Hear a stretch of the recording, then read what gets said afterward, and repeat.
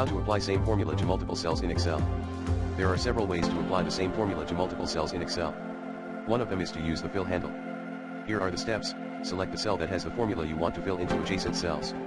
Drag the fill handle across the cells that you want to fill. To change how you want to fill the selection, click the small autofill options icon that appears after you finish dragging, and choose the option that you want. Another way is to use the fill command. Here are the steps. Select the cell with the formula and the adjacent cells you want to fill. Click Home Fill, and choose either down, right, up, or left. Keyboard shortcut. You can also press Ctrl+D to fill the formula down in a column, or Ctrl+R to fill the formula to the right in a row. You can also use keyboard shortcuts such as Ctrl+Enter, Ctrl+R and Ctrl+D to apply the same formula to multiple cells.